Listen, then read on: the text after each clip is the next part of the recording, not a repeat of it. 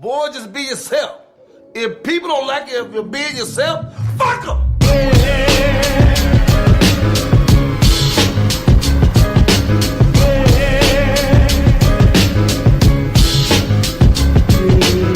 It's Big Los, Hollywood Kev, and welcome to another episode of The Noize.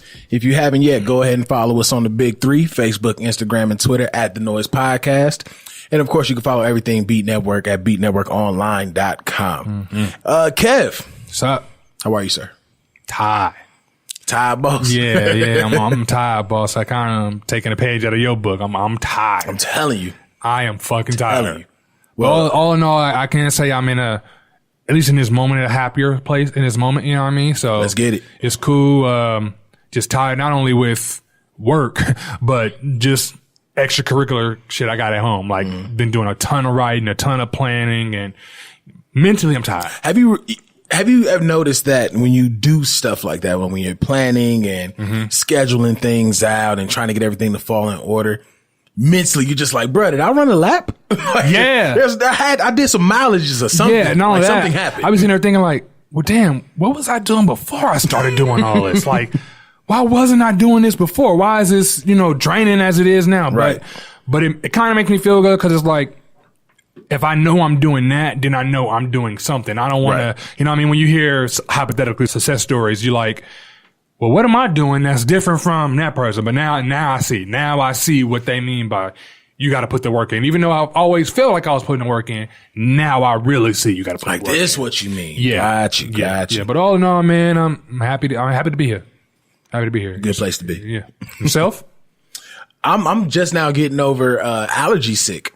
Oh, I did see you post that. Listen, I don't have allergies, so I don't relate, but yeah. I've told people this all the time. When I have like allergy attacks, it's the equivalent of everybody else getting sick. When I actually get sick, it's like the equivalent of the flu. So you have allergy flu, attacks and you might as well just be dying. I might as well, might as well chalk it up and say I'm sick. You be on deck when you listen. It's crazy because it's the congestion, the headaches. And it'd be sinus headaches at that. So I've had that before, so it's I'm the already most knowing. trash shit ever. Yeah, because it's like this shit won't go away. Yeah, I get that. It's just instant death. So I've been dying these last few days, but I done came back. You know what I'm saying? I pulled a Jesus 3 days later. I'm all good. Other than that, man, it's just been working. Yeah. Working, planning, trying to get some stuff figured out. Really, investing heavily into all the new things that we got coming up for Beat.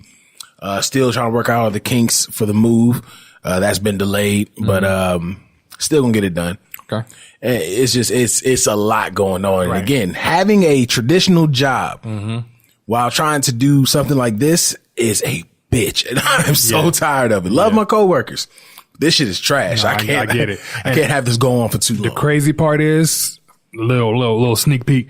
I plan on being in a similar boat, if not the same boat, next year. So I do plan on launching, stuff we talked about. So yeah, we here. It's a full setup, man. Yeah. And it's gonna suck. So just I believe it. Be prepared for all the suckage of that.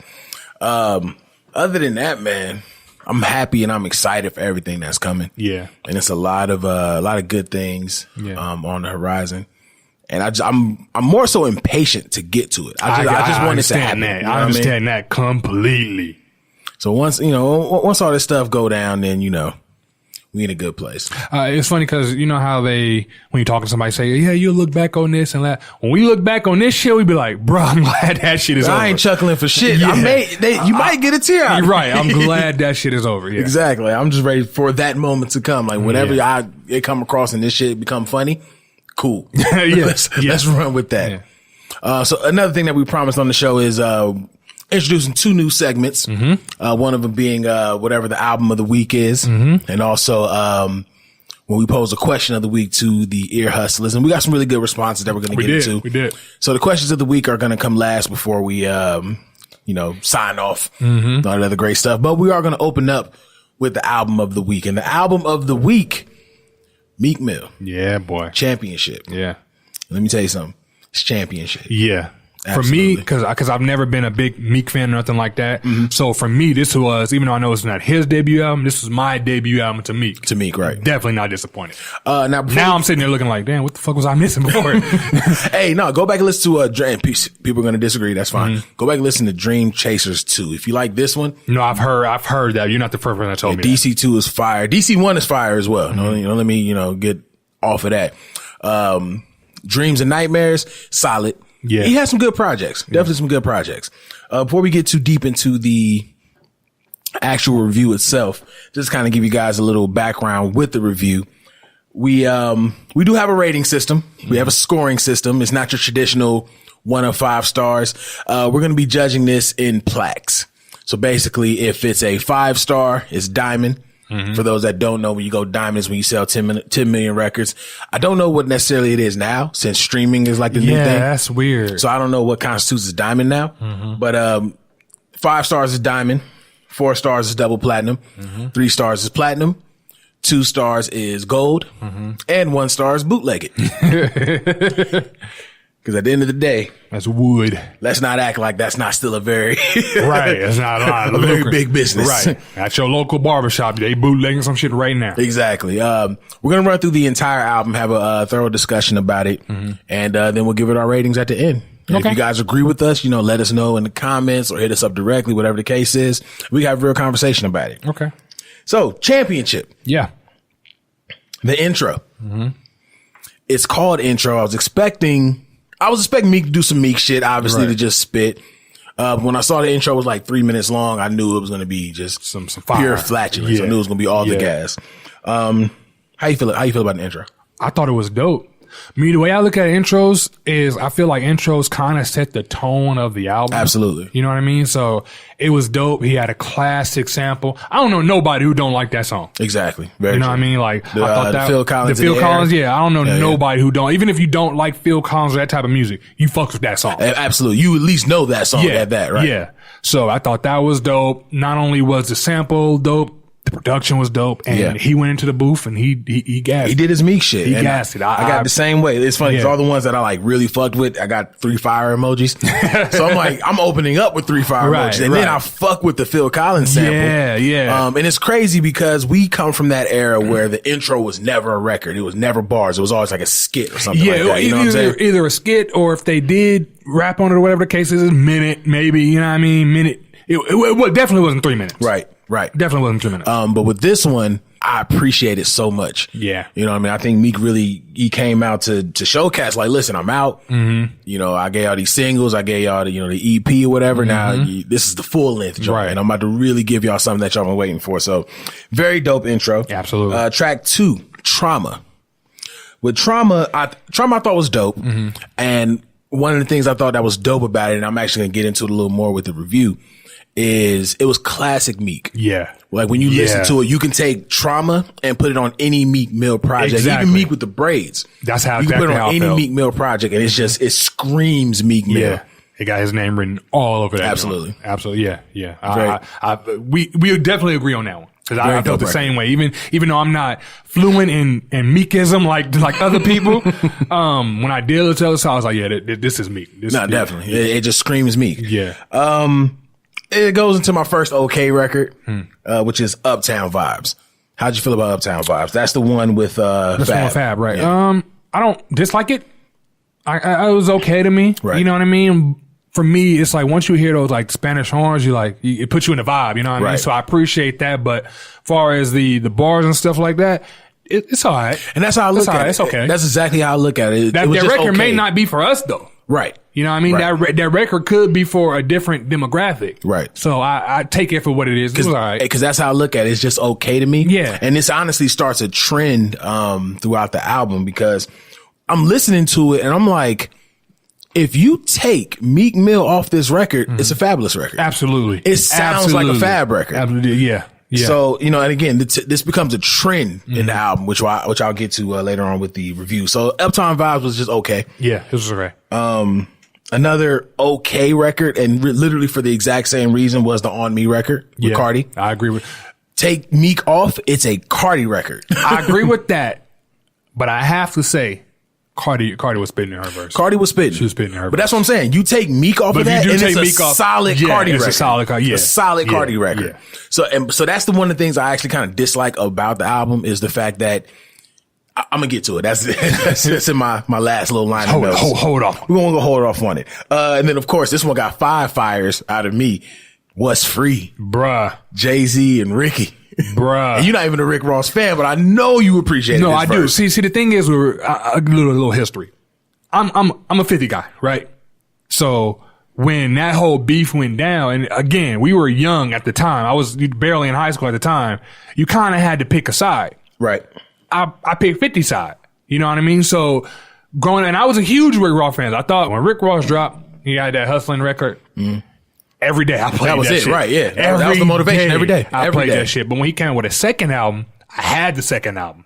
I played it. It was got hits. You know what I mean? So I knew he had that capability, but I was like, nah, nigga. You, at the same time, you the feds. Right. You know what I mean? So it's a little bit different. But once I heard that one, Officer I was like, William. Right. But once I heard that record, I was like, all right, y'all gas this shit. But Jay, and a little background on me on Jay. I didn't grow up a Jay-Z friend like some of my friends.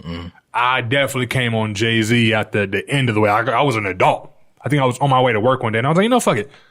And I put on the Black Album. Ooh, God, you were that late? Yeah. My nigga. Yeah, I put on a Black Album and I was like, what the fuck have I been missing? For years. And ever since then, I've been on this Jay-Z kick. I know every time you put on a Jay-Z record, you were just like, ah! Yes. I missed years of this. Yes, I missed it. So when I heard What's Free, I was like, where the fuck was I? Dog. Now, touching on what you just said, that's exactly how I feel about it. The What's Beef sample, they classic ate it. sample, Classic sample. And they ate it. It fit this generation. Yeah, That's the I crazy will say part. though, it was good that he had Jay on this particular sample Somebody from because commission. I Absolutely. feel like there's nobody that can do a big sample. That can connect back to Big right now outside of Diddy, but you don't want to hear Diddy Yeah, verse. you don't hear Diddy verse. I feel like there's nobody. If you had a big sample on a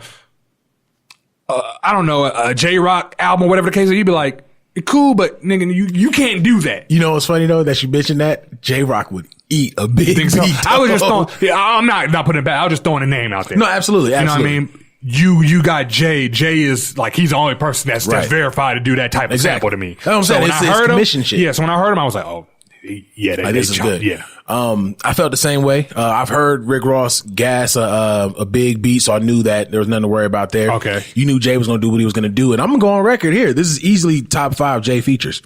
Jay is 49 years old. And giving us this. Not only that, he's better than a lot of 20-something year olds. I'm telling you. Like, come on. A lot of your favorites don't touch this damn near 50-year-old. You know what I mean? Yeah. And by a mile, like by a large margin. Country mile right. at that. So, again, I'm going on record. This is top 5 Jay best feature. I don't hear the Kanye diss that everybody keeps talking about. I hear what's the best way to put it? I hear a addressing of what's going on, but I don't hear necessarily diss. You know what I mean? I don't hear necessarily a diss, but I do hear where he could be kind of poking at Kanye. He's addressing it. Yeah, you know I do hear I don't that. think he's dissing him. But I didn't hear that until I went back.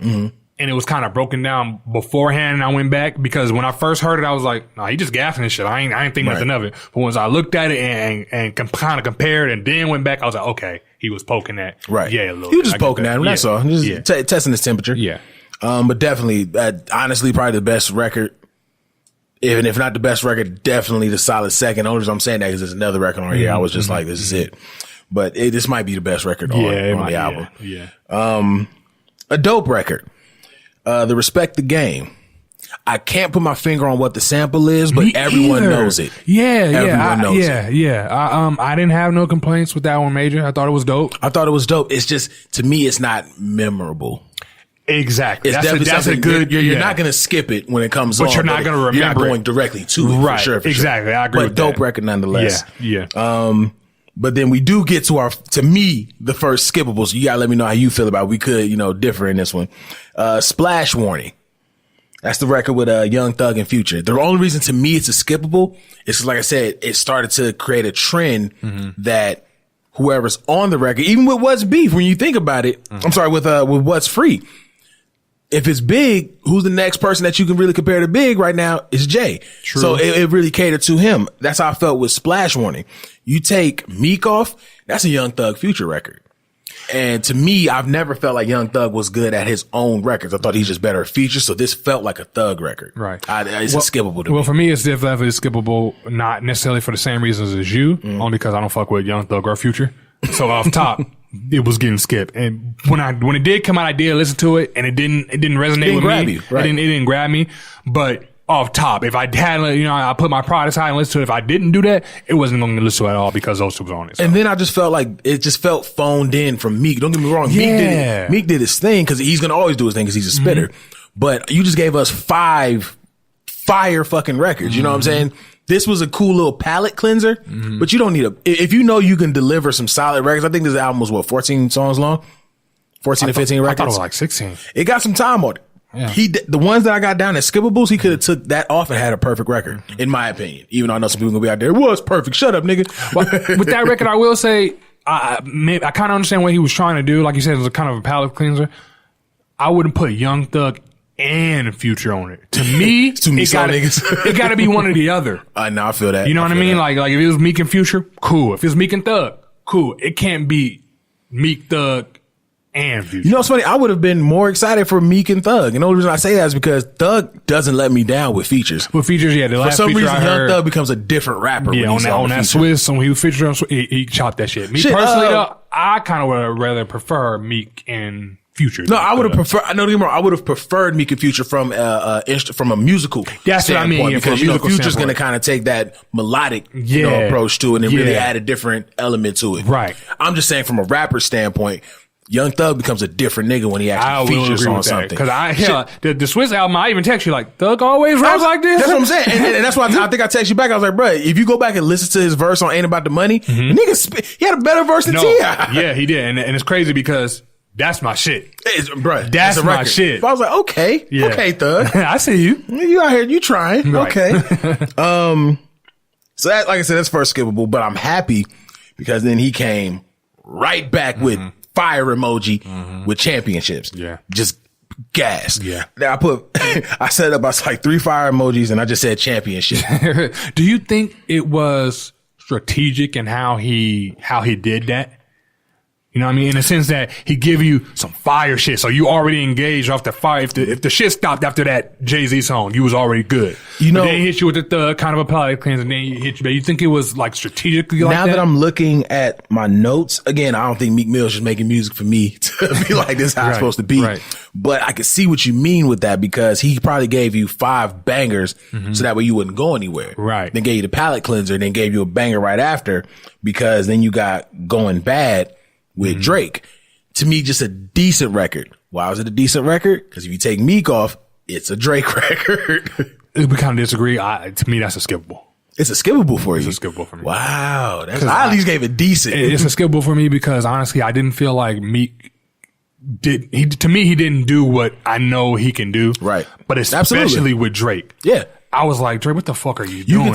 You could tell this was a, hey, look, we're friends again. Exactly. Type record. That's how I felt listening to it, and that's what I got. So when I you was listen like, to the entire album, he recorded this after.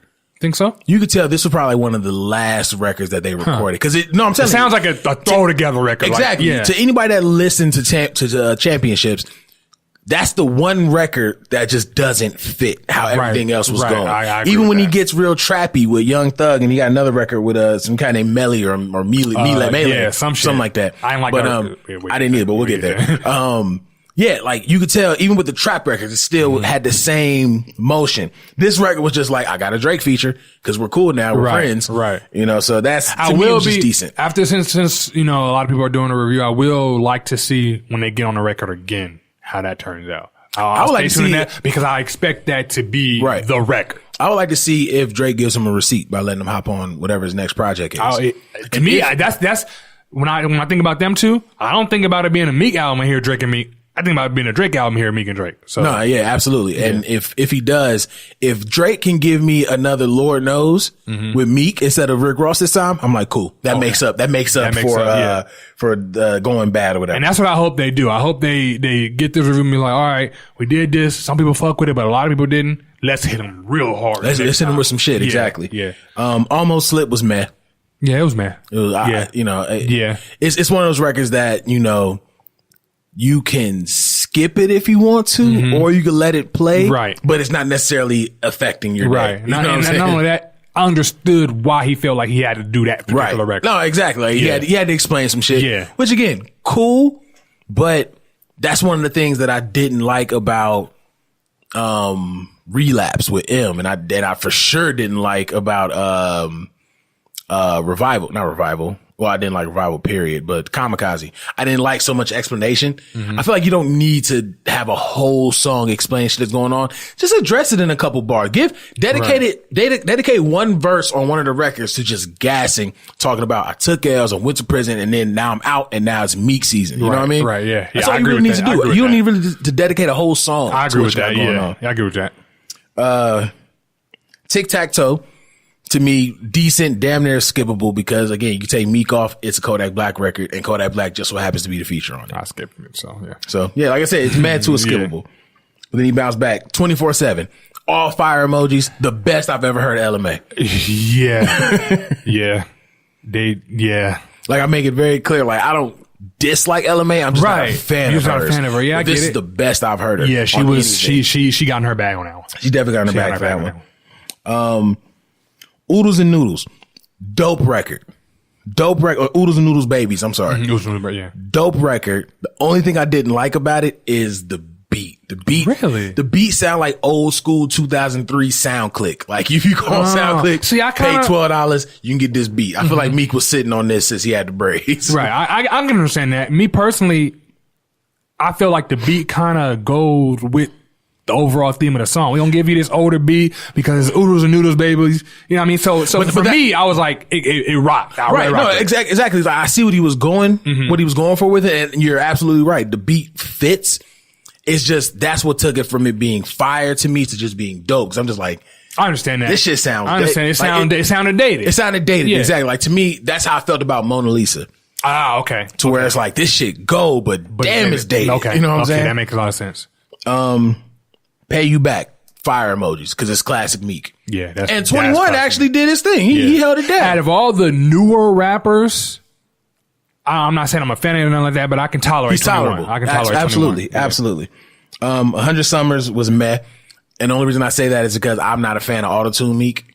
Me, I didn't like that. Like what? I didn't like that. And I was mad because when I seen it, like the track list and title, I was like, that's probably the track right there to do some shit. And when I heard it, I'm like, come on, dog. Why you do this? I felt the same way about the Young and I'm Getting It record. I've never been a fan of Auto-Tune Meek. Never. He ain't got the voice for it. But not only that though, why are people still, we in 2018 outside of the new rappers who are trying to find their way, when you've been in the game, is you really going to use Auto-Tune? Really? Yeah. Like you don't need to be one of those Auto-Tune guys. Exactly. People probably listen like, oh wow, they're doing a whole album review. Yes. This is an album review. You had time you can skip ahead if you're not feeling it. Right. Cold Hearted 2. All fires. Yep. Meek like a motherfucker on that one. I think that's all you really got to say about that record. It's all if you like Meek, you don't like that joint. If you like Meek, you're gonna like Cold Hearted 2. Exactly. He was spitting on that Gassing. record. Oh my God. With the shits, even though that's your favorite word, it's a skippable. Yeah. It is very skippable. And I said, I don't know who the fuck Melee is, but I guarantee you this is what Melee sound like when he makes music on his own. And it's funny because I feel the same way with 100 Summers. I seen the track list and I'm like, oh, okay, they finna, nope. Right. Nope. And then immediately Stuck in My Ways, classic Meek, fire. I like the fact that he's telling a dope story on it. How'd you feel about it? Yeah, well, I thought it was dope. I wasn't expecting it to come from Meek because I don't look at Meek like a storyteller like that. Exactly, and he held his own. Exactly. So like you said, it was. I thought it was dope. Classic but I just was like, damn, he got that in his bag. Okay, I'll take it. Right. Yeah. Dangerous, of course. All Flames. That's the single. Yeah. So y'all already know what it is about Dangerous. Y'all already talking about it. So give me your final verdict on Championships, and then what are you giving it on our rating system? On the rating system, I probably give it double platinum. Double platinum? Yeah, I'll probably give it double platinum because I always feel like, unless it's like something that's crazy, I always feel like there's room for improvement. And we just said it, you know what I mean? There are room for improvements there. But overall, like I said, as an introduction to Meek, for me, it was dope. I definitely played. It has replay value. I I don't know. I think, well, obviously it's too early to tell if you're going to put it in a classic category, but for the year that Meek had to come back with this, 2018 was his. It was his. He owned it. Definitely his. And now he's in the conversation of album of the year. And you know what? This is why we're partners, because we look at the same way. That's exactly what I had written down. Double platinum. Yeah. What kept it from being diamond is the fact that, one, too many samples. I don't have no problem with the samples. I don't have a problem with what he did with the samples, but that's just, to me, it was just too many fucking samples. Okay. And then also, I don't like the fact that his feature, that the beats that he had features on were catered to the features and not catered to. Okay, that part I agree with you. And not catered to me. Not catered to me, yeah. You know, like, if you're coming on my record, you need to catch up to what I'm doing. Exactly. You better get on my bus. And to me, that's what I don't like about the game. Right. When the game has features, he caters those beats to whoever and then he switches his style. Yeah. To cater to the people that's going to be on this beat. So. I can understand and I agree with that. So safe to say, give it his plaques, championships, double platinum. Absolutely. So that's a 4 out of 5 for y'all that didn't pay attention to the beginning. Yeah, so I like the way we got this set up with the album reviews. Again, let us know. You know, don't have us out here just looking stupid. Or if you got a suggestion, go ahead and shoot us a suggestion. Shoot us a suggestion, exactly. Let us know how you feeling. Yeah, we want the Ear Hustlers to be very, very cooperative and have a lot of participation going forward. Again, you know, when we get to our question of the week, I'm happy with the responses that we got. Yeah, so we love that. Keep that going. But while we're in the range of music and accolades and stuff, I don't know when it happened, but I gotta give shout outs to Travis Scott. Yeah. At some point during this week, I can't remember when it was, he had the #1 song in the country and the #1 album in the country. Yeah. I know I posted it to the Noize page, but bro, that's insane. Yeah, that's insane for him especially for Travis Scott. That's insane. I'm not gonna lie. I got on Travis Scott around Rodeo, which I believe was his second project. Could be his second or third project. I thought Birds and Trap Sing or shit, whatever that album was called. I thought that was his second album. That was his third, I think. So, you know, I think Rodeo was the second album. I don't know. I could be wrong. There's somebody out there like losing this shit. Like, oh my God, it was his whatever record. But, I got on Travis Scott with Rodeo. Even then I just thought he was cool.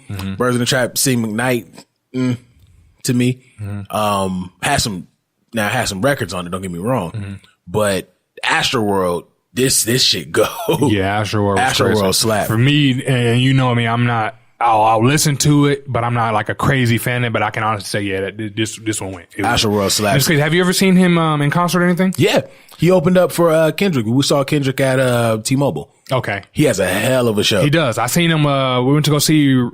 It was Rihanna. When Rihanna was out here, he opened up for her. I remember when they was on tour. And I was like, yo, this guy got it. But that's what I'm saying. Like, when I first heard him with Rodeo, I was like, he's one of them super leaned out cats. But, you know, if I have to listen to a druggie, I'll listen to Travis Scott. Yeah, that's the best. When I saw him, and again, I thought Birds in the Trap Scene McKnight was just okay.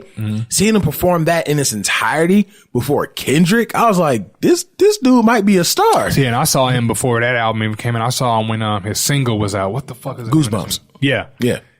Now, don't get me wrong. He performed other songs too, but he did perform that song like 3 times. But it didn't matter because every time he performed it, I was sitting there like, what's this nigga gonna do? Well, you know what I mean? So yeah. Did he have a flying bird at the Rihanna show? No. See, at the Kendrick show, he was on top of this mechanical flying like falcon. He didn't have a flying bird, and this could have all been staged, but he did have, like, he was doing his thing, and then it was like some dude, you can tell it was like some nerdy looking Arab dude or whatever the case is. He let dude get the mic and dude like rapped his verse. But even the dude was like hype killing it. Like, dude could have got up there perform. I would have been glued like, yo, what he gonna do? So again, I don't know if that was part of the show, if it was staged, whatever the case was. It didn't seem that way. That shit was dope. That shit just worked. That shit was dope. To open up for my future baby ex mama, yes. That was future ex baby mama. There we go. There were so many variables to that situation. Yeah. But Travis Scott is a bona fide superstar. And when you really look at it, dude, he had #1. He still has #1 song in the country, I believe. At least as we speak right now, he still has a #1 song in the country. He got a Kardashian pregnant. Stadium shows. Yep. Stadium shows that he's headlining now. Because when he was on tour, he started. Kendrick, he was like, he wasn't headlining them. Yeah. Right. He wasn't headlining. He was just opening up, but he was contributing to those sales. And now I think all his shows are stadium shows now. Really? Bro, when he headlined iHeart. He did headline iHeart. He headlined one of the nights at iHeart. Yep. So I'm like, dude, Travis Scott is a bona fide superstar, and I never saw that coming. I don't think nobody did. I think his fans did, because his fans are like hardcore, like they'll shoot a nigga for Travis Scott type fans. You know what I mean? Who got the bigger fans or bigger fan base? Or I don't want to say bigger fan base. Who got the most with the shit's fan base? Travis Scott, or didn't he got a kid with Kylie? Mm-hmm. And the reason I ask that, because I'm assuming you seen the little prank photo. Oh yeah, we're gonna get to that. I actually have a whole section of conversation okay. I want to have about that and some other things going on with these relationships. But who has the biggest fan base out of Travis Scott and Kylie? Yeah, I'm gonna have to get at the Kylie. Only because, well, I know bigger. Yeah, who has the more like dedicated? Loyal, dedicated? Yeah. Ooh, that may be a solid tie between the two. And the only reason I say that is because you have Kardashian fans that will literally chop their titty off just for them. You know what I'm saying? Then you got Travis fans that if Travis got on a mic and was like, "Hey y'all, heroin is in now," you see a lot of kids. Well, borrow your belt. To get it. Borrow your belt real quick. Right. I'm just trying to find my shit. That's all I'm trying to do. You know what I'm saying? So I think in that, and as far as loyalty, it definitely would be Travis. That's what I mean. Loyalty. I mean, but bigger, we know who got the bigger, but loyalty, yeah, bigger. You just look at the fucking network for that one. Exactly. Kylie is killing, especially since she had her surgery. That was that. And everybody's like, "What? I can get built like that." Nigga, right? Who put this motherfucker there? Who got the Megazord put together like this? That fucking Megazord. Y'all remember Megazords? No, I'm saying, bro. No, I remember fucking Dragonzord man come up with the little flute knife. Yeah. Yo, now I want to touch on that real quick. I know this is very random and just on the cuff and a hot take even. You ever realize that he would play the little flute? One, it's a knife. You didn't see anything on the knife outside of knife shit. There wasn't no holes or nothing. Nope. So that's one. So, and then he's playing it like a flute. That's one. Two, how does a flute sound like a trumpet? No one can answer me why he's playing this flute and it's Yeah. I'm like, okay, I've never heard a flute like that. I'm finna give you a third. No. You got third? Okay. We're probably here on the third too. Okay. Nigga ain't had no mouth hole. We there. He had a fucking helmet on. Had a whole ass helmet on it. Lips didn't move. But somehow out here playing the hits to bring Godzilla about the And not only that though, the little knife, it ain't had no buttons. That he was just moving his fingers. It ain't had no buttons. How the fuck he know to do that? Dumb children. Man, glued to that shit. Glued to like, oh shit, here come Dragonzord. Oh shit. Glued to look. I even had, I remember as a kid, I had, when he became the White Ranger, I had these gloves. And it was like the White Ranger gloves. And it was just glove, but in the little hand part, you hit it, and it made, you know how like when you hit moving something real fast, it make that whoosh sound. Oh, I remember those. So they did that. Oh my god, I wore those every day. He said, "I'm really about to catch phase every day." With these I wore these every day, and we didn't throw them away because they like got a hole in them or something like that. But because I wore them bitches every day, you couldn't wore them too much. Man, riding my bike, yes, whoosh sound, yes, give me my whoosh, all that. But that was very left field, but still, that's a perplexing question. I'm glad we're back to video so we can show people, you know, like, no, these niggas didn't have mouths, bro. You know what else used to annoy me about Power Rangers? At least, well, I look back on it now and it annoys me. When the motherfuckers would get faded, like when they getting their ass beat, wasn't no blood, wasn't no nothing. Wasn't nothing. You hit them and sparks would fly off their shit. Like, bro, like, no, right. I done been in some fights. You know what I'm saying? Sparks. I know sparks flew off. I'm young. I'm like, I ain't seen no sparks. I saw some red shit. Like it was something a little different than what they got. Why they make it seem so cool? The crazy part about Power Rangers, if you look at any other hero villain type of thing, Power Rangers got their ass kicked every majority episode. of the time, and they didn't win until the last 5 minutes of the episode. Yes, every time, every episode. Because if you notice, they had they monster, whatever the case is. He always kick their ass the first time. They get them the second time, but every episode they got their ass kicked every time. At one point, at what point? The Zordon got to be like, look, you motherfuckers is getting your asses kicked. I'm about to take these goddamn powers. No, you notice hire some new niggas. You notice they kept switching them out. Yeah. Niggas had cars. Niggas was in space. It was in space. That's when they lost me. When it was Power in space, I was like, yep, it's time for me to check out. That's when I jumped up out of it. That's when I jumped up out of it. But there was like one episode I went back for like a little later on where they had like an episode where it was all Red Rangers and they was promoting shit out of this episode. I remember that episode. And I was like, I may have to watch that. I remember that episode. I may have to jump back to that. You know what's funny? We were at Comic-Con. And Jason was there, Zach was there, Aisha was there, the Black Yellow Ranger. I think that was all that was there. But probably, I think so. As a Power Ranger fan, I'm like, damn, Jason, you not looking the greatest. Yeah, you know he what I'm looked saying? old. But then I had to really come back and look. A lot of them kids, even though I see it in shows now, a lot of them play a younger role Right. than they are. Like I watched this show Riverdale, right? She's playing a high school junior, I think. She's like 22, 23. That's how it was with Blue Ranger, dude with the glasses. What's his name? Billy. That nigga was like 30 when he did Power Rangers, apparently. And I remember us reading that he quit or he left because they were teasing about being gay. About him being gay, yeah. right. But yeah, going to a point, yeah. They playing a lot younger. But they do that shit all the time, though. I didn't realize how much they did it until I started paying attention to like directors and shit now. And I was like, oh, you're my age. Why are you playing a high schooler? I think we're really at the point now in entertainment that they actually want people playing the ages that they're supposed to be. Yeah. Which is still kind of scary because a lot of these movies, they'll have scenes where you got like adolescent sex scenes and that's you know what happened with the Riverdale. Like she kisses somebody and it's just a kiss, but dude, you're 22, 23. This kid's like 16, 17. Right. So that makes That's you know weird. what I mean? That part is very weird. I think Megan Good was like 17, maybe just turning 18 when she kissed Sam Jackson on Eve's Bayou. Eve's Bayou. Mm-hmm. Boom. I think she was like she was because I remember when I read it, I was like, it's gross. How you go forward with that? Yeah. Nah, man, you I'm stunt double. No, but I'm noticing since I have been like filming and different stuff, you get a bigger bag when you decide to do stuff like that. I'm sure because you gotta convince. Like not only that, but even a topless chick, you can be topless and you're gonna get paid more than for topless, and it could be 2-minute scene, if that. You're gonna get paid a little bit more because of that. You know what I want to know? Or like when dudes be doing like they show their butt or whatever the case is, they get paid more. You know whose bag I want to see for some wild shit he did in the movie? I want to see what was Will Smith's bag when he did 6 Degrees of Separation. It had to be crazy. Cause like, I don't know if many people remember that scene, but you see the dude pumping at Will when he finally catches him and you hear Will moaning. Right. So it's like, this is your introduction to acting. Right. I think in his case, it might be different only because it was his intro, but at the same time, you still got to give me that bag. It was pretty bold for that to be his first movie because he could have been typecasted immediately after that. Exactly. I think his next movie was Made in America with Whoopi Goldberg. Yep. And he was flamboyant in that. He wasn't gay, obviously, because he was trying to get with Nia Long's character, but he was very flamboyant, so he could have got typecasted that way. Since we're on this, when I know we're on a tangent, but since we're on this, we'll get back to Travis Scott. Remember if you were hired as an actor, whatever the case is, would you play a gay role? Depends how deep into the career I am. Okay, that's the same thing I say. I would have no problem playing a gay role. I just can't do no physical gay stuff. If it's something like you're alluding to, this character is gay or whatever the case is, I would have cool. Okay, no problem. But if you got me hugging or kissing, I can't do that. You know, I can even hug. Well, maybe hug. I can't make out with a dude. Yeah, I can't make out with a dude. I don't want you to allude to you fucking me. None of that. I forgot dude's name on True Blood, but he was the because me and Jay Alonso were actually just having this conversation the other day. Mm-hmm. I forgot his name, and I know somebody's going to be in the comments. Like his name is so and so because he was a popular ass character, but he was the gay cook. Badass. Really? I'd play him in a heartbeat. You know what I'm saying? Yeah, if it's stuff like that, cool. I just can't do the physical stuff with gay. But then again, me now, I'm trying to be behind the camera, but that's different. And then also I look at it like I've never seen Denzel gay.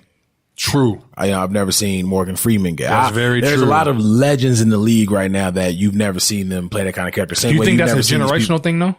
No, I don't think it's generational because at some point they caught a lot of people to get them to do that shit. If we want to go all the way back with it, you've never seen Richard Pryor play gay, but you've seen Eddie Murphy in a dress. You know what I'm saying? And to me, I feel like if I cannot do that, I won't. No, absolutely. You know, but what I mean by generational is because the people that you named, they all come from a time where if you was gay, nobody fucked with you type of thing. Right. You know what I mean? Now we're in a space and where you kind of get looked at, if not laughed at. Oh, he's gay and you don't want to fuck him, nigga, you're a fucking idiot type of thing. That's why, that's why I think maybe it was generational on why they weren't casted as that. Right.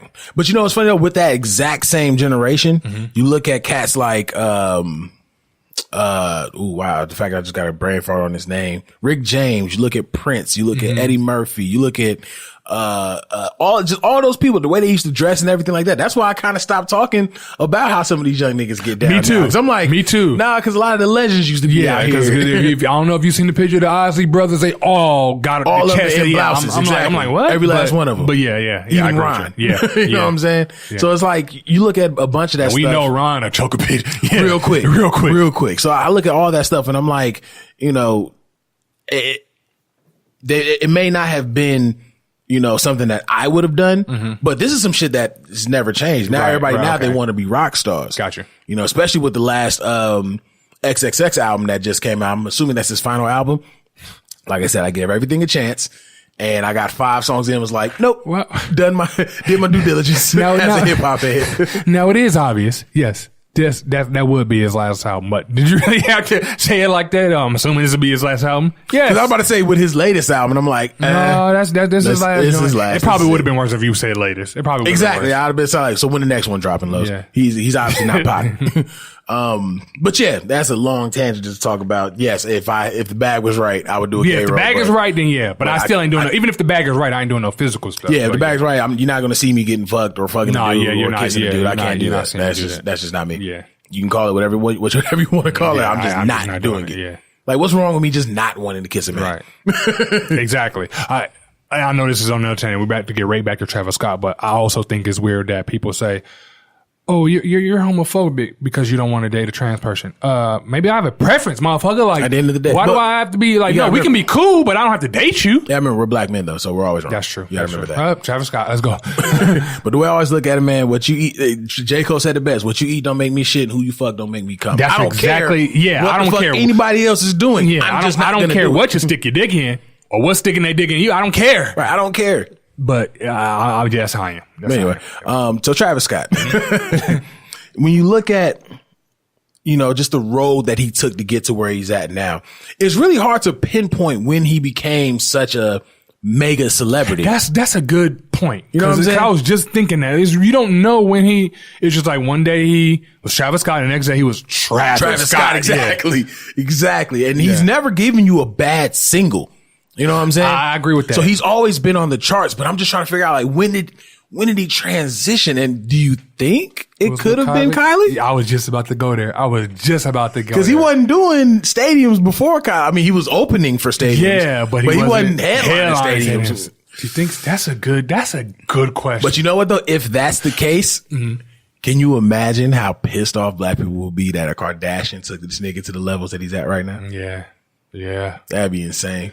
When you look at it though, it could be both. It could be a Kardashian did get him there, but it could also be because, like you said, he hasn't put out no bad singles. Right. So he followed it up. You know what I mean? It'd been one thing Kardashian put him on and he just, I'm on, fuck y'all. And a lot of people will say that, you know, okay, him being with Kylie helped him cross over, but Travis Scott has never been the black choice. That's true. What made him a star right now is the fact that he's the black choice. That's true. You know what I'm saying? That's very true. So he's never really been the black choice. So I don't know, bro. Well, that's a good question. I do not know. We should ask Travis. Exactly. When did you feel like Travis Scott seemed like the type that may still have like a sidekick. Like BBM Travis real quick. I will say this though. That man need to figure out what he's gonna do with his hair. Nah, he got it. Why? No. I'm gonna tell you why. And it could be because he had it done and it was so crisp. But it was a picture I seen and he had his hair done and it was right. But you can easily see where if all they did was take some scissors and cut it, he'd have the coldest fade ever, or coldest lineup ever. So it's like, come on, dog. And then I look at it too, like, are you getting your hair done like this specifically? Like, do you have this braid or this whatever like this and it can only be like that? You know what I mean? I think that's just his style. I'm not knocking his style. Like, he making it work, but I'm just looking at it here like, yo, you can cut this and probably still work. Right. No, I mean, it's funny that you mentioned that because I was having that exact same thought where when we were putting together the playlist for the Tuesday Turn Up, which is out right now. Go Kung Fu to Kenny, that. one of the greatest Kendrick Lamar playlists you're gonna find on Spotify. Go ahead and holla at that. We actually missed a moment because we dropped it the day of Jay-Z's birthday, but y'all know Jay-Z ain't got nothing on Spotify. Right, yeah. So we couldn't do that. So we did the Kung Fu Kenny joint. Go ahead and cop that. But if if y'all want to, go ahead and give us that bag, we're more than happy to go ahead and make a J playlist. What was our initial catchphrase? Cut the check. Yeah, if y'all cut the check. That's all you gotta do is cut the check. I ain't got many podcasts there anyway, so go ahead and cut the check, But yeah, looking for the picture for that. And I'm just looking at all these pictures of Kendrick and I'm just like, dog, I remember when you had the little kinky twist flat top, you know what I'm saying? And now he's like, full on braids, he's full West Coast braided up, you know what I'm saying? And then you look at J. Cole, who looks like Jesus now. Yeah, J. Cole. I will say J. Cole he need to do something with that shit. Don't get me wrong, I fucks with J. Cole all the way, but he need to do something with that shit. I can see you doing something. Hey man, you one of my favorite artists. Yeah, but you gotta do something with that, bro. You need to do something with that. And what is in his head? He's like, I did do something with it. Like, what, said fuck it? Like, what did you do? Exactly. But yeah, shit. It wouldn't be so bad. And I don't even mind him having dreads. Like, if he had dreads, got him done, cool, whatever. But no, he got that. I just ain't calling my shit dreads. Yeah, and they just kind of fell into dreadlocks exactly. at that point. Yeah, that's different. But yeah, Travis Scott, I think that's his look. Like, even when you look at the Astro World entrance, the hair is such a big part of it. Yeah, think about it, if you were to take the hair away, it would just be a picture of a mouth. You know what I'm saying? That's true. So I think that kind of adds to his mystique, and I can understand. I get that. I guess I put more stock into the music. You know what I mean? But I do remember understand this is the generation of rock stars. That's very as true. you called it, there's a bunch of Lil Wayne babies running around here. That's very so true. you gotta have the hair to really rock out. You know what I mean? Yeah, that's true. You're right. Sticking with Travis Scott. Well, before we even move on, again, big up to Travis Scott. Number one record, number one album. Keep cranking as well. At least at this time of recording, I believe he still has number one song in the world with, I'm sorry, in the country with Sicko Mode. Solid record. Love the production on Sicko Mode too. And the fact that you could take away the first beat. First of all, you could keep going with what Drake was going to spit, and that would have been a dope record. Yeah, because I was like, damn, Drake, you could have left it. Yeah. You could have really, saw Drake about to go in. You could have taken the second beat and making that a whole song, or take the third beat and make it a whole song. And you still would have had a solid record. Exactly. So big up to Travis Scott, man. Definitely congratulations to you. But since we're on the subject of Travis Scott, there's been some things going on. There's been some trickery. Some things and some stuff. Now, one thing that I saw, well, the main thing I saw with Travis Scott, outside of him having the number one song and the number one album in the country at the same time, more people should have been talking about that, but that's just a personal gripe, is the fact that he started getting dragged because he was caught on a boat making out with some big booty chick. But then here's the kicker. Here's the gotcha. YouTuber Christian Adam G came out and said, how we fooled the world. And all of a sudden, nobody says anything about it. Nobody says anything. All that shit is quiet now. And y'all ready to hang this man when y'all was ready. Y'all was ready to just because he's with a Kardashian. And that's one thing I'm starting to notice. I'm actually going to notice with the trend of what I'm about to talk about. Just because he's with a Kardashian, y'all feel like y'all found y'all one time to be like, hi, you really won shit, and hi, another Kardashian got played. Right. It was a hoax. And y'all so ready to call this man all kind of things, but it was a hoax. Exactly. So where's I guess Travis really trying to be on his shit. You know? Or not only that, where's the dog? You shouldn't have been, you gonna hoax? You know what I mean? Like, okay, I get it. You're trying to hoax, be funny, whatever the case is, but you're dealing with people live. That's what I'm saying. When I watched the explanation video, I get it. He's trying to bring awareness to the fact that no one cares, like what Charlamagne's been saying, no one cares about the truth and the lies more entertaining. Right. All they care about is the headline. They don't care about the actual story. You know what I mean? And the fact that no one's going to look into it, because when he posted the picture, he said TMZ posted it. TMZ didn't post it until after he said that TMZ posted it. Right. So, and Travis says that, bro, this ain't, TMZ ain't dropped this. Like, you know what I'm saying? Man. And then, of course, he addressed like, bro, they're trolls. Like, they're just trying to fuck with me or whatever. And then he finally come out and say, like, no, we fooled the world. We got everybody. And he really did. Yeah. Off of a picture that didn't even have Travis Scott's face in it, everybody was super convinced that was Travis Scott cheating on Kylie. Before it came out that it was a hoax and all that, when you first seen the picture, what'd you think? I didn't even think it was Travis then. Because dude was too bulky. Travis Scott is a little guy. Yeah. Like, he's cut up, don't get me wrong, but he's one of them, like, skinny niggas that may lift to get cut. You know what I'm saying? Right. I don't even think he lifts to get cut. I think he's just druggy skinny, right? Yeah. And it kind of fell into place. I'm not crazy fan like Travis, so I wouldn't know his build. When I seen it, I just looked at it like, oh well. That's really how I looked at it, like, oh well. Well, that's the thing. I'm gonna get to that as well, because that kind of what ties into everything else that I want to talk about. Only reason I was able to like look at it like that because I don't see his face. I just see these braids that everyone fucking wears in 2018. Yeah. So then I think a video came on. I was like, nah, that dude is way too like chunky I ain't seen in a sense to be Travis Scott. But keeping up with that point, Another situation that happened was Pete Davidson blocked Ariana Grande. Now, listen, I'm getting to a point. I know we don't talk about this kind of shit on the Noize, but I'm getting to a point. Pete Davidson had to block Ariana Grande because him seeing her doing her thing just wasn't cool for him. Like in his head, it just wasn't healthy for me at the moment. And then Ariana Grande fans are constantly jabbing at him, constantly getting at him like, yo, you lost something good or whatever, just being dicks. You know how the internet get down.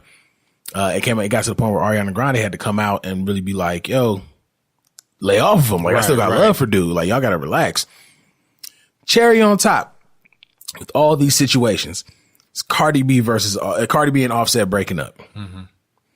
Breaking up because I got to look at the paper for this one. He tried to have a threesome with Cuban Doll, who denied it, and some random chick named Summer Bunny. Now, before I get to that part not making sense, I'm going to wrap up the other two things I was talking about. Why do we give so much of a fuck about what these grown ass people are doing in their grown ass relationships? I have no idea, bro. Like, really, and I want people to really look at it. If you had motherfuckers on your head about your real life relationship, you really going to be like, okay, well, I understand because we're public with our relationship. Right. So, I get it. I get why you guys feel like you're entitled to an opinion. Why you got to let me know about what I'm personally going through. Why do we give so much of a fuck about what other people doing in their relationships? Exactly. Not only that, though, when we really think about it, they didn't make their relationship public. The media made their relationship public. The media made the relationship public. Shit, you forced Cardi to come out and say, yes, me and Offset are married. Because everybody was saying that, Cardi a hoe for having a kid out of wedlock. Right. Y'all ain't out here long dick. Not only that, though, like your mama was married when she had a kid. You feel me? I'm like, come on, man. Like your grandpa ain't got a whole separate family. Get the fuck out of here. It's just funny because we really take these opportunities just because these people are on the plateau that they on. All of a sudden, they're not human. They don't do things that human beings do. But again, if a motherfucker was in your business the way we're in everybody else's business, you wouldn't like that shit. You wouldn't fuck with it. So why do we have to continue to entertain the fact that these people are human beings and they make human being mistakes? And that's actually going to go into something that we're going to talk about later too. If a person can worry about Travis Scott cheating on Kylie, she ain't got to worry about her man taking her car to work to go, or taking her car to go fuck on another bitch. Exactly. That's all. Misery loves company. That's all it is. And really, with the Travis Scott situation, if dude never came out and said, "No, this was just a joke," y'all would have tried to crucify him. He'd have kept getting buried, and he didn't do nothing. He could have potentially lost. Well, he could have potentially lost his fan base or whatever fans. People looking at him that way. But then he could potentially lost his relationship that I'm assuming he sincerely cares about. He's crazy about Kylie. He would have lost a relationship over fucking nothing. Over a troll. Over a troll. That's because bullshit. People give so much of a fuck about what these celebrities are doing than what's going on in your life. Yeah. Again, we are big proponents for mental health, so definitely go get some help because that's some mental health type shit. Why do you give so much of a fuck about what somebody else is doing? Yeah. Why does what somebody else do so offensive to you? If you choose to follow these people, if you choose to be a part of the life that they're putting on display for you, just fucking watch. It's TV for you. Just watch the shit go down. Ain't no fucking point of, you're this, you're that, you're all this under the third. Did you tell your homegirl that? I swear, I was about to say, there's so much of a hypocrite. Right. You ain't telling you ain't telling none of your people that you know about. Let me stop because girls be always telling that, your nigga ain't shit all the fucking time. But I'm talking about to the point where they don't tell their girls, they don't tell their mothers that, they don't tell their parents that, you know what I mean? They don't look at, very true, or even if they be like, that's my mom, I can't tell her she ain't shit. Okay, but you're not looking at her sideways because something happened. You're not looking at your father sideways because of X, Y, and Z. Right. But you're gonna look at this celebrity that doesn't even know you exist. Doesn't even know you have a breath in your lungs right now. Come on, man. That shit's stupid. And that shit is just really dumb. I know we got real hot with that, but it's dumb because the fact that relationships are getting ruined because of third party interactions, because people want to jump in and have a comment and say something about what they got going on. You got some cats that get into the industry and they don't want to be a part of what comes with it. Exactly. They just want the bag. They just want the money. So now, I got this innocent bystander, like prime example, Kendrick Lamar. Kendrick, he finally revealed, who his girl was, found out that they've been rocking with each other since high school.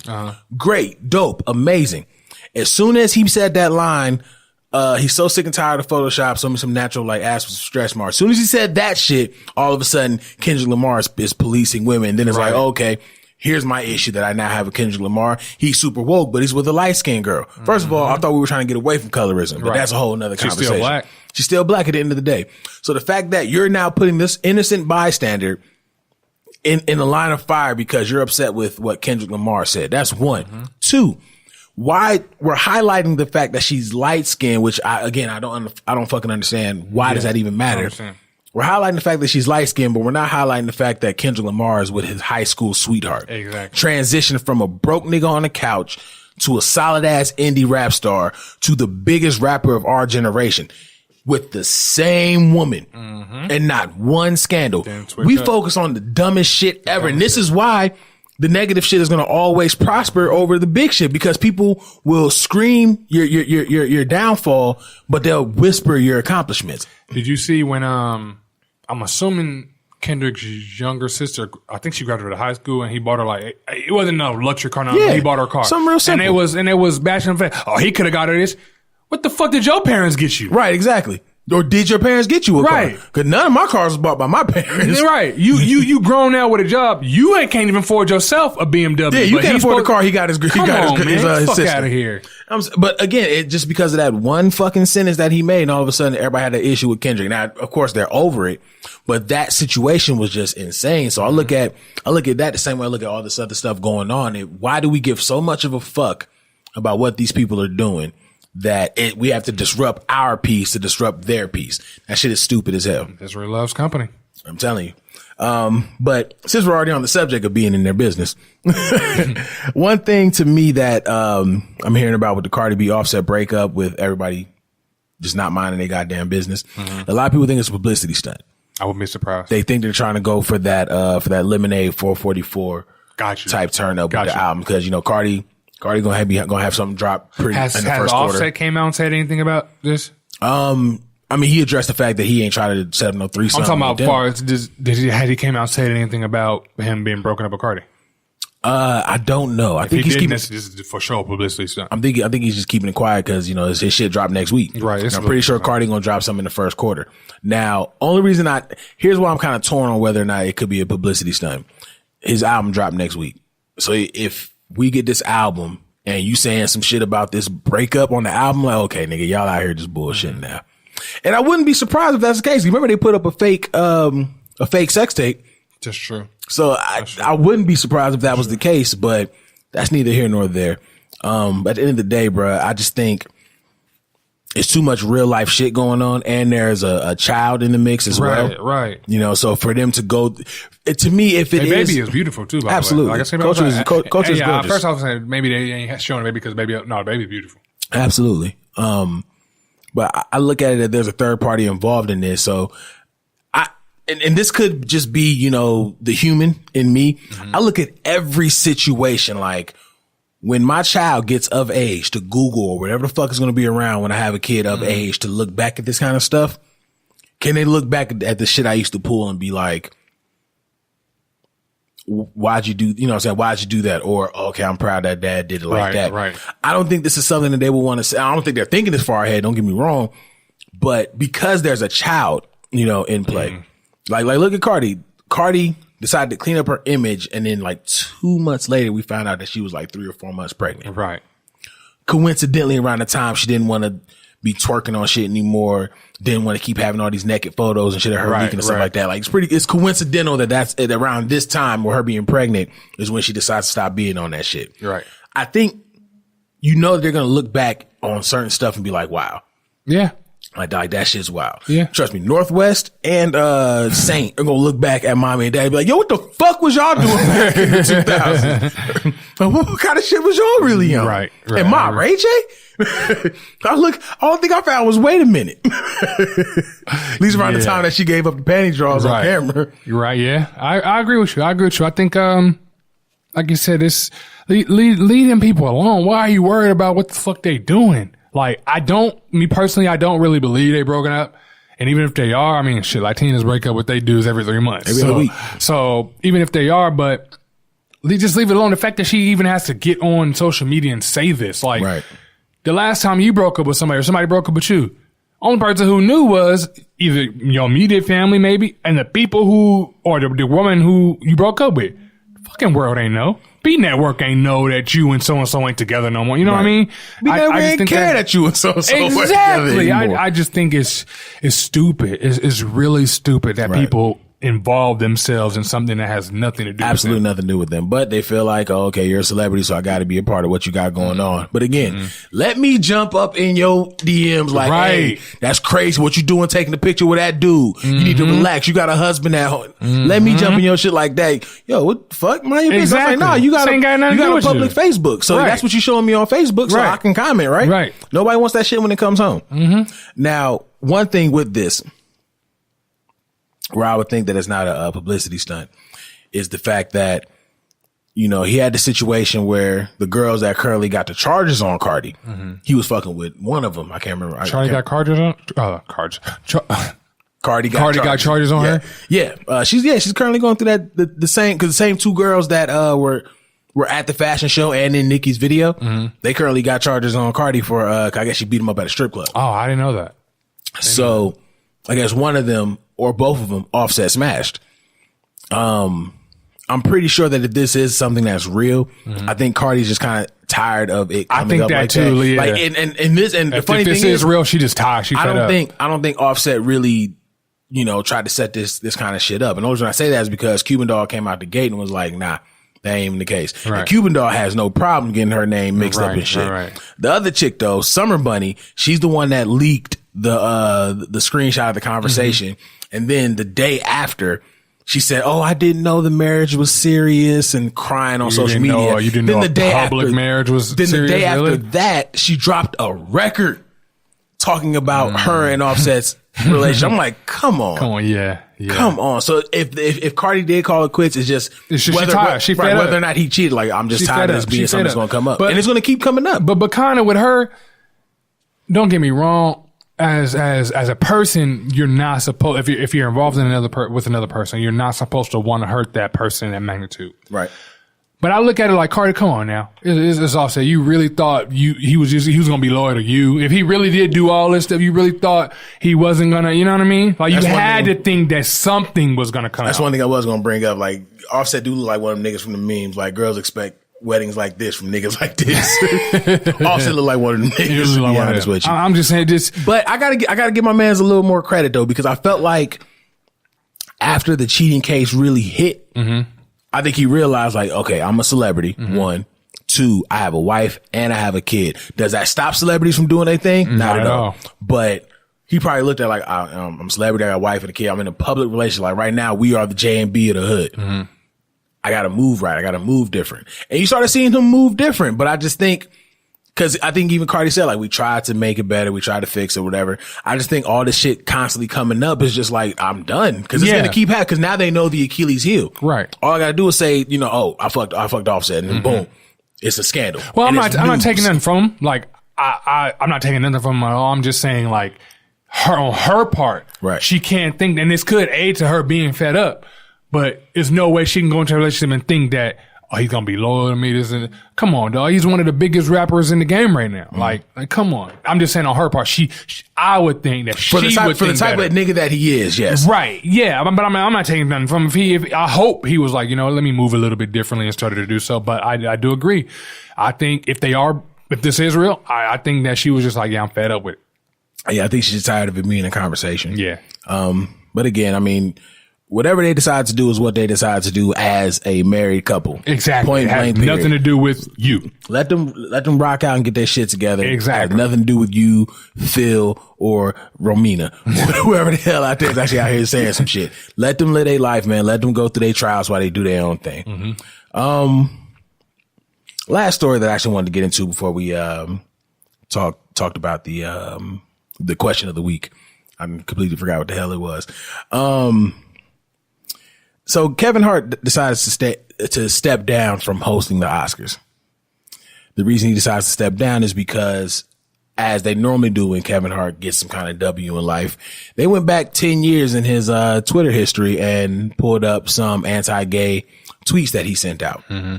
Now, he said, I'm not going to apologize for it because he's addressed these tweets, which he did. I actually had to go back and look. I think he addressed it like 2 or 3 years ago. No, sooner than that. It may have been like just 2 years to a year ago. He addressed it. He apologized for it. Like, I was, obviously I was in a different headspace. A lot of people were in a different headspace around then. A lot of things were considered acceptable. A lot of things were still considered unacceptable, but it's a different time. Exactly. I hate to keep babbling off on this, but the F word, you know what I'm saying? That was prominent in all kinds of music back then. Right. But anyway, they wanted him to apologize for it again. He's like, I'm not going to do that. Yeah. So he decided, whether or not the Oscars decided to go forward with me, then, whatever. So then he eventually comes back and apologized for it. He announced that he stepped down, but then he still apologizes to the LGBTQ community, and he apologized for anybody that he hurt. I'm good. I'm good on that because the way I look at it is people change. That's so you want to bring up something that I change? I don't understand that. Me personally, I'm very careful with what I say. You know what I mean? So if I said it, I'm not going to apologize for it. I'm going to apologize how I made you feel because that maybe wasn't my intention, but I'm not apologizing for what I said. And in his case, like you said, 10 years ago, I was 19 10 years ago. Right. Hell yeah, I was thinking different than what I am thinking now. I was saying some outlandish shit 5 years ago. Exactly. You know what I mean? So to hold somebody accountable, that'd be different if last year he said this type of stuff. Right. That's different. But this was 10 years ago. 2 years ago. He wasn't even the Kevin Hart that we know now. Right. 10 years ago. 10 years ago in 2008, I want to say Grown Little Man was just bubbling. 2008, I was out of high school 1 year. You think I wasn't saying or doing reckless shit? Right. You know what I mean? But you know what though? That goes for everybody. Exactly. 10 years ago, even with the LGBT community. That's what I'm saying. It's hypocritical. That's what I'm saying. At the end of the day, you just want to be upset. The fact that we're in this, hypersensitive time, this hypersensitive generation. Everybody has to be mad. Everybody has to have an opinion about something. This shit is just getting annoying. Yeah. The fact that every time Kevin Hart comes up on a big bag, somebody got to jump in like, but look what he did back in 2002. Right. Look what he did in 97. You know what I'm saying? Like, come on, that has nothing to do with what he's doing right now. If we want people to change, especially black men, if the narrative right now in the black community that black men need to change, black straight men need to change. Black straight men need to, right, because there's nothing wrong with anybody else. Exactly. It's just us. So if black straight men are supposed to change, what gets viewed as change? How do we do that? Who has the book? Because apparently there's a book that's going around that everyone else is touching about how black men need to change except black men. And who's to say, and when is I want to know when the cutoff time for you not to be crucified or something. Let's say, even though we know maybe in few years from now, it could be something different. Let's say everything stay the same. And in 10 years from now, Twitter's still a thing. So these people went back 20 years. So y'all gonna crucify him for something 20 years ago? Right. That's a whole lifetime. So what is the cutoff date? Like what is the cutoff on it to be? Right. Oh, we can't crucify you because this happened 12 years ago. Like what is the cutoff date? It just don't make sense. I hate the fact that it was addressed the same way that I forgot what dude's name was. I think it was James Gunn. He made a comment about killing gay people or something like that. It was something. He made a lot of comments. It was some super pedophilia. It was gay, anti-gay pedophilia. It was super wild. I hate the fact that they're treating it like that. But the only reason they're treating it like that is because they don't like Kevin Hart. For what? For cheating on his wife. It has nothing to do with the rest of you niggas at all. It was crazy to me. But it's also selective. If she can kind of put it in the past, I don't want to say brush it off, but kind of, you know what I mean? That's in the past. It happened. I'm not on that right now. If she can be like that and it happened to her, why can't somebody else be like that? And neither one of these people know you even exist. At all. When you pass away, there's not going to be a wreath from Kevin Hart whatsoever there at the end of the day. And again, it's irritating. I hate to get so passionate about this kind of stuff, but I hate selective anger. I'm all about keeping the energy through and through. Cause if you're going to if you want somebody to match your energy, how are you going to keep changing it? Because I look at Beyonce and Jay-Z, and there's going to be a bunch of motherfuckers from the Beehive that's going to try to get at me for this, but whatever. I look at Beyonce and Jay-Z. We know Jay-Z cheated. We know Solange whipped his ass in the elevator. We know we got 2 great albums out of it. Why do you still fuck with Jay-Z? He cheated on his wife. He cheated on the one woman you're not supposed to cheat on in this world. But we still fuck with Jay-Z. But we don't fuck with Kevin Hart. Why? Because one, a lot of people don't see him as funny. They don't think he deserves the position he's supposed to be in. So I'm glad you said that, because I do want to take something back that I said on this show. Because I realized that it definitely couldn't have came off how I meant for it to came off. Because I was like, Kevin Hart, he doesn't really tell jokes or whatever the case is. And I do stand by that to a degree. And the reason being is because one day it was on TV earlier this week and they was just playing Kevin Hart stand-ups, whatever the case was. I wasn't paying attention, but one of them was on and he was telling a joke. It wasn't like a story with him, it was a joke. And it was funny. I was like, okay, let me take that back. He has it in him, but his forte is definitely storytelling. Because he can visualize what he's saying. Exactly. But a lot of people, they don't think he's funny because that's his main niche is storytelling. So when any kind of situation story be comes funny up, as shit to me. I'm saying, like, you can't tell me the stories don't still be funny. Right. So anytime something comes up, and then of course the fact that he cheated on his wife. So once he cheated on his wife, now you have a valid reason to hate this man. That has nothing to do with something. And if you're gonna hate everybody that's cheated on somebody, and you need to hate your friends, probably need to hate yourself. Lot of people. You need to hate your grandparents. It's a lot of motherfuckers before Kevin Hart that you should hate. It didn't just start during the hypersensitivity era. Exactly. Like, this shit ain't brand new. Exactly. But yeah, I really hate the fact that anytime this man is faced with a crazy bag, with a new kind of big bag, because think about it, you can timeline all of his major scandals to a bag. Yeah. When he was selling out arenas, all of a sudden, Kevin Hart caught with random chick out in Vegas. You know what I'm saying? Like now, he's on for the Oscars. Kevin Hart don't like gay people. Like, that's not, and then that's another thing that's killing me is they're seeing these tweets and they say, Kevin Hart has a vendetta against homosexuals. It's like, I hate that homophobic from word. 10 years ago. Right. 10 years ago, this and man then changed. when you look at the tweets, one of the tweets he said, if my son ever did this, something, I'm gonna say, hey, stop, that's gay. I'm like, was that not one of the jokes that had you crying, laughing? Right. Were you not saying to people, no, stop, that's gay?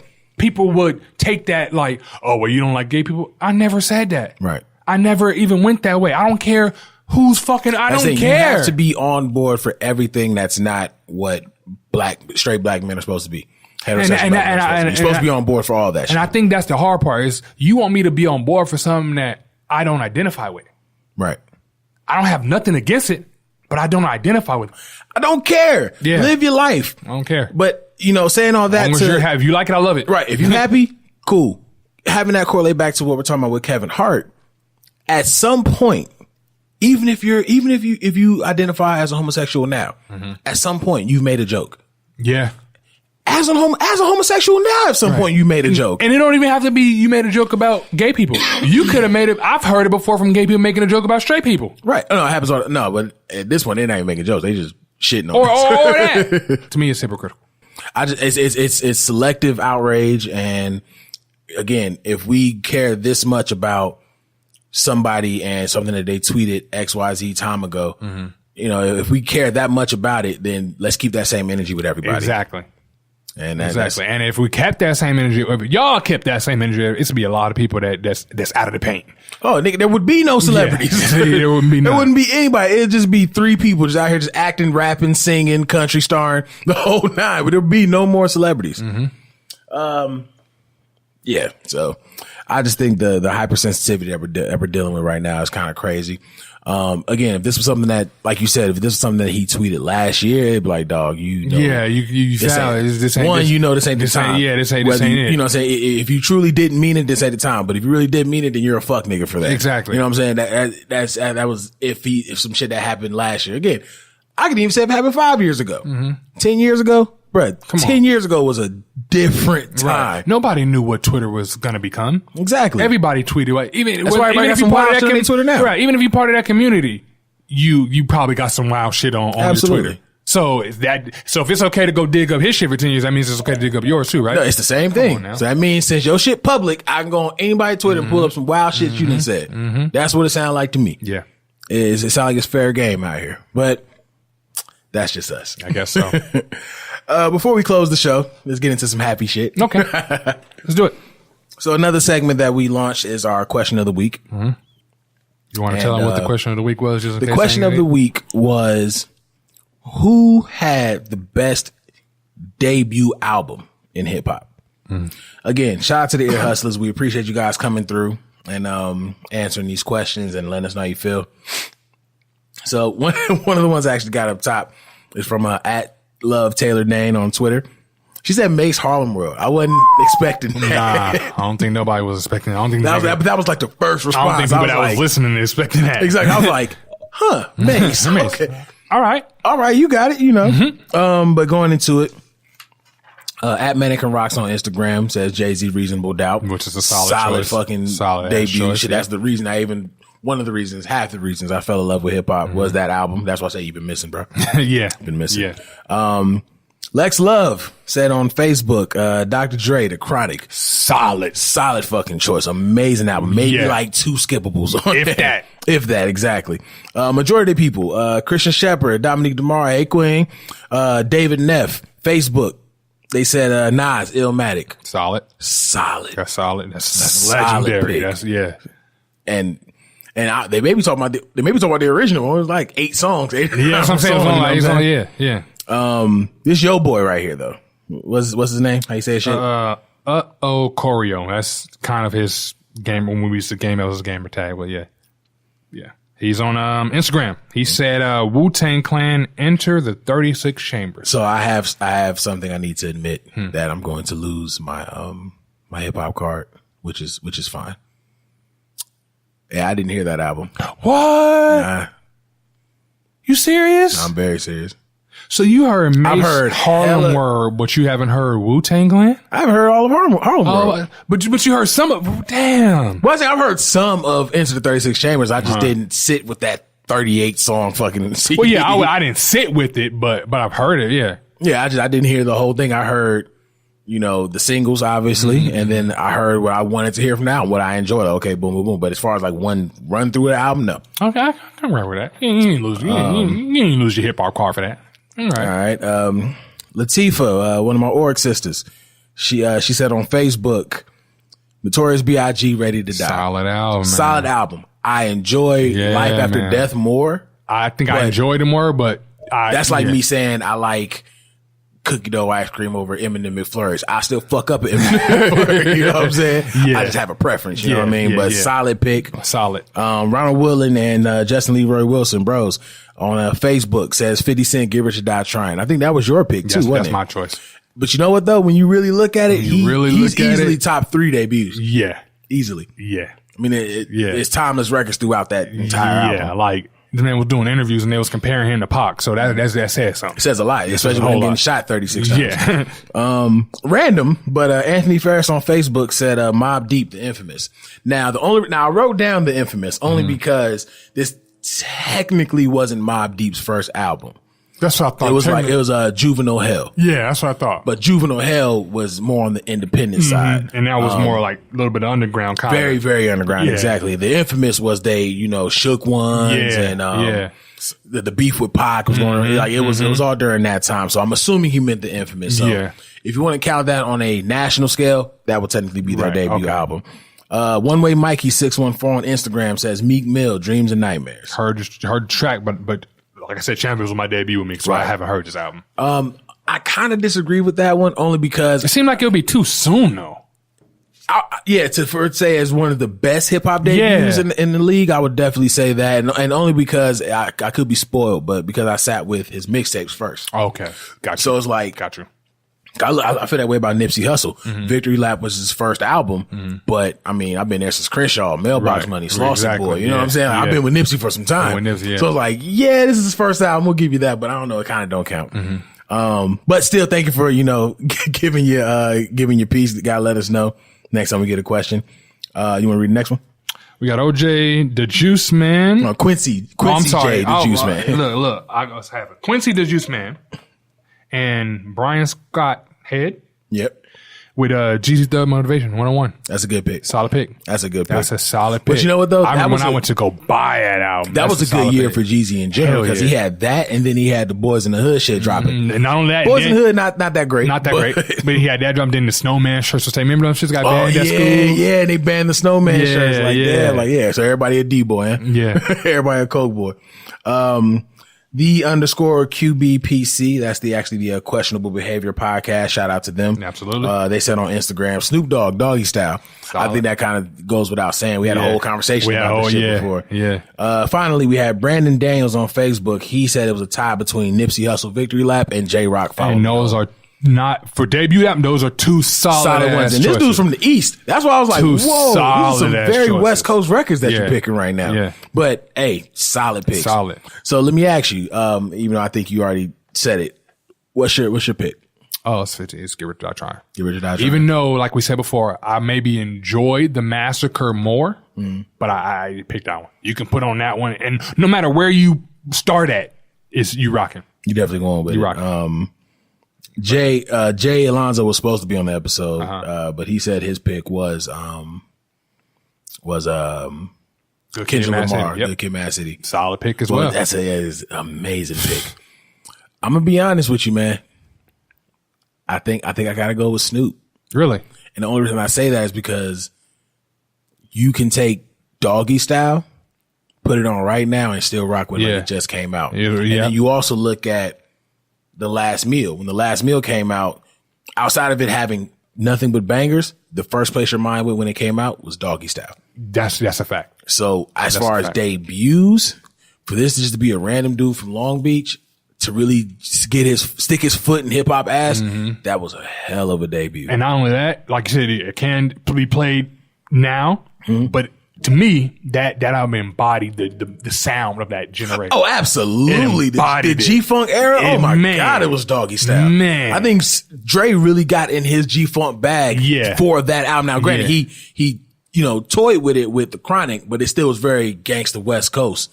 It had some NWA elements to it. In the Chronic, I think he experimented. Okay, I want to do this. Let me try this. And then Doggy said, "No, I got it. Let's do this." Like, no, I need you to go tap in, go get you some Frankie Beverly and Mays, go get you some Parliament Funkadelics. Right. I need some Bootsy on this here. Right. And I need you to give me a classic album, man. Yeah. I think I would have loved to have been in the studio when they made. That's what I'm saying. But think about being around 93, 94 and Doggy Style when this album was coming. His debut album just hit, and he got a hit out the fucking gate. Out the gate. But then again, you look at 50 the exact same way. 2001, 2002 was a different time, right? Yeah. Was it 2002, 2003 his shit dropped? His 2003.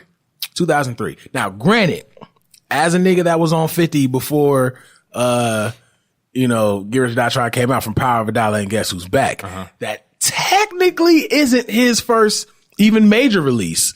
But as far as popularity is concerned and proper release, Get Rich or Die Trying is definitely his first. If we're going to say that, then the same thing that you said about the Infamous.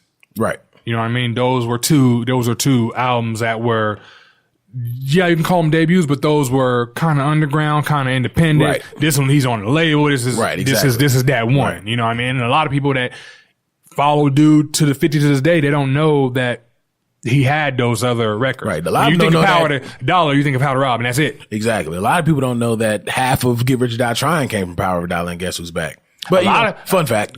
Another fun fact. A lot of people don't know, and Games had a solid debut album. Ooh. Came from 50. That was 50s. Game had a solid, he had a solid debut album. Was fucking good. But a lot of that came from 50 was like, no, here, take this song. Here, take this song. Right. You know what I mean? So we got to look at that. But Game had a solid debut album. Very solid debut. Yeah. Somebody actually came out the gate, and I had to really go back and think about it, and I actually went back and listened to it on Spotify. No one would have thought, but I think it actually was Ronald Williams saying the same thing on Facebook. Missy had a solid debut. She did. I went back, I was like, oh my God. She did. Missy had she bangers did. on that first album. I think it was Super Duper Fly. Mm-hmm. The single was Super Duper Fly. I had that, but that album had no skips. Yeah, that album bang. And that's, you know what, that goes into the same conversation we had about female MCs. Missy came out the gate as top tier. Yeah. Top tier out the gate. And it's still top tier to this day. Didn't have to talk about, you know what I'm saying, sucking dick or none of this other stuff. She just came out the gate like, I'm going to give you music. Exactly. And legendary status. Yeah. So if you listen to this, wherever you're listening at, go ahead, let us know who you thought had a solid debut in the hip hop world. Again, thank you to all the ear hustlers that participated in this. Absolutely. We're going to have a new question for you guys next Friday. And we're going to talk about on the show and everything. So again, we appreciate all that. Kev, let the people know where they can find you at, bro. Right now, just on Instagram, _ Hollywood Kev. Do that. Follow me. I may follow back. I might. Look at you being, I might. interactive. Yeah, I might. I'm trying. But yeah, follow me there. At Big Los IG on IG. And of course, everything Beat Network at beatnetworkonline.com. You can also follow the Noize Podcast on the Big Three, Facebook, Instagram, and Twitter at the Noize Podcast. I know I went out of sequence with that, but that's fine. This is a long episode, but we got some really good conversation in, and we really hope you guys enjoy it. Again, let us know if y'all like, the somewhat new format. Yeah, please. It's very familiar still, but just some added things here that kind of really extends the time. So definitely let us know how y'all felt about it. As always, we appreciate you guys tuning in. As always, we appreciate your support. And as always, Big Los. Hollywood Kev. It's the Noize.